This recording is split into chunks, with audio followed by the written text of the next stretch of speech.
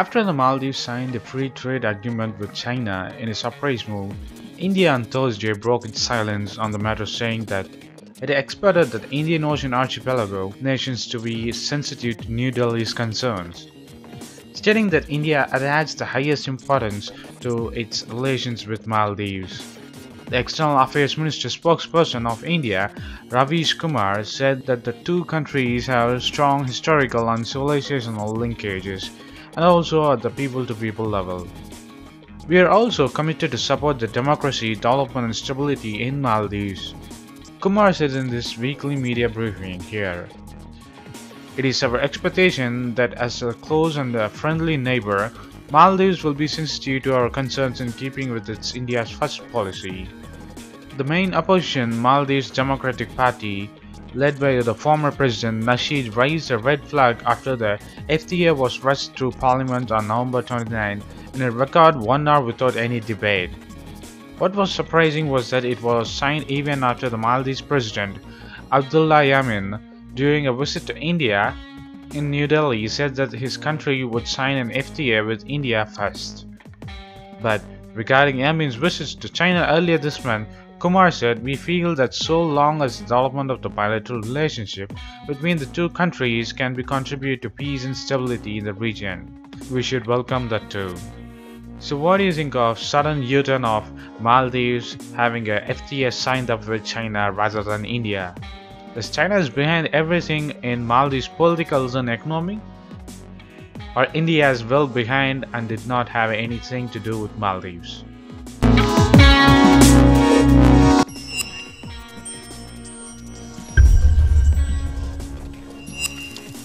This 1-acre farm in Kenya is a little slice of paradise for farmers John Obam and wife Mary.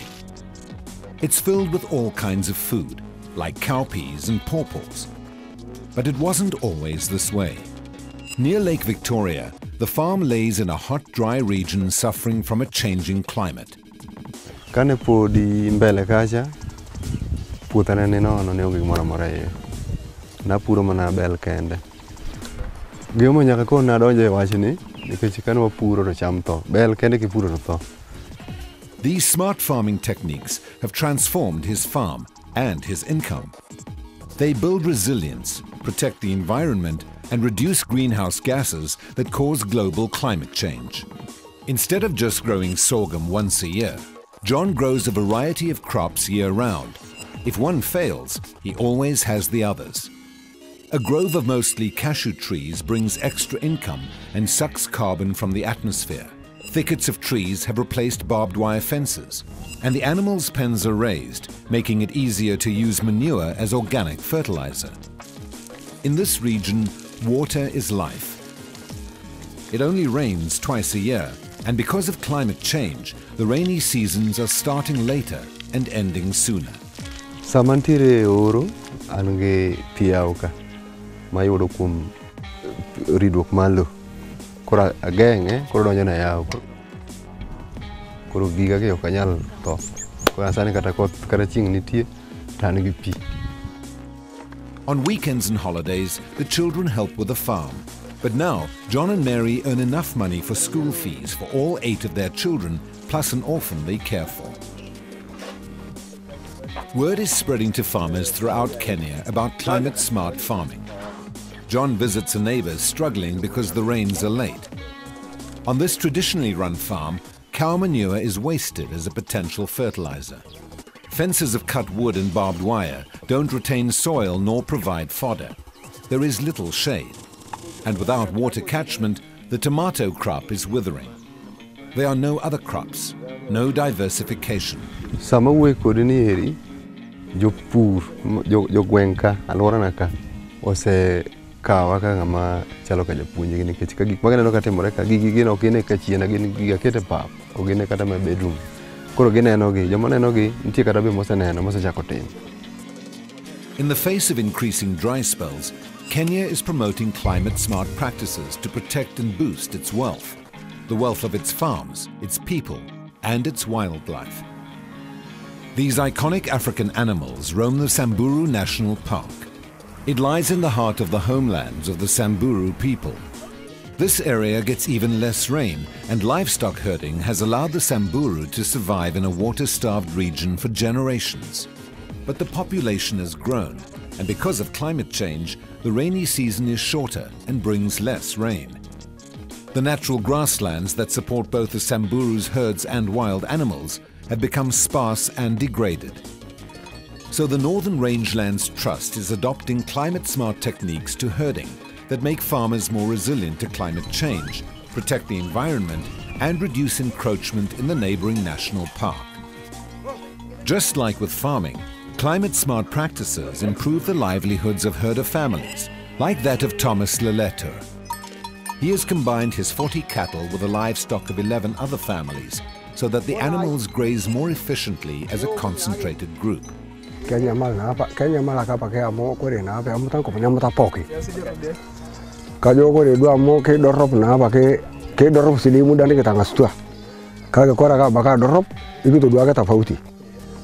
This plot of land was set aside as a no-graze zone for months so that the grass matures, is bountiful, which also retains more carbon in the soil. The animals' hooves naturally till the hard-packed soil, making a fertile bed for seeds of a hardy and fast-growing grass that will sprout in the rainy season. But enforcing the rules isn't always easy.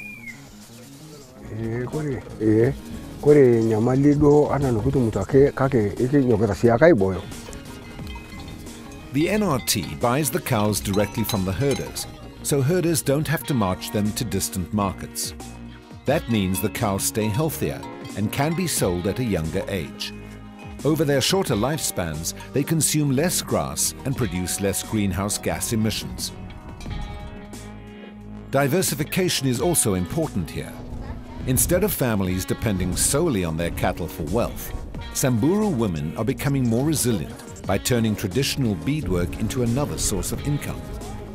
One of Thomas's 3 wives is Netemu Leletter. She's now selling her beaded jewelry and household items to markets in Nairobi and beyond.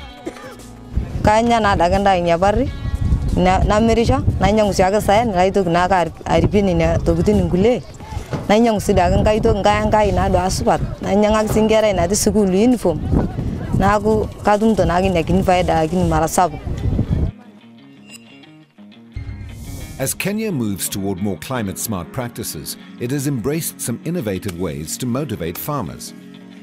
Bernard Oliak receives a small payment from the World Bank Biocarbon Fund for the trees he grows and farming in a climate-smart way, so carbon stays in the soil and trees rather than in the air.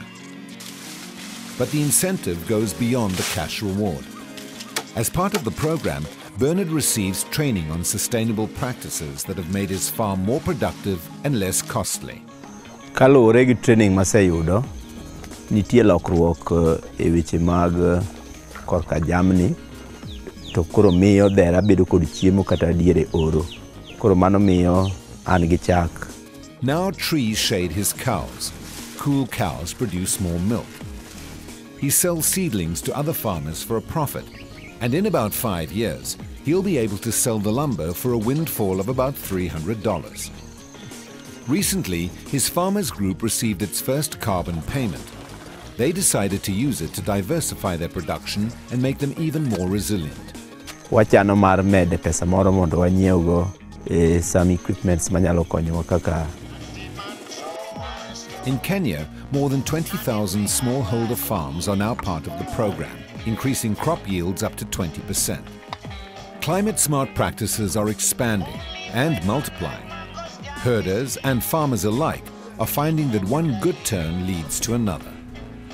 They are breaking out of vicious cycles and creating virtuous cycles. They make money, and save time. Ma piny mangima kwaneno kaka sani kaka wan Kenya ka ok chweyo makare. Koro ji duto nyaka chiew, ji bedo piny, ji chungo ti.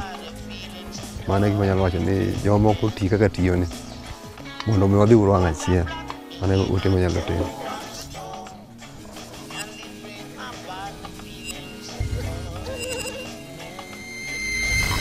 Post your comments below, and if you like this video, please give a thumbs up, and follow us in social networks, and subscribe to our channel. And thanks for watching. This is WC Daily. Think big, think different. Bye.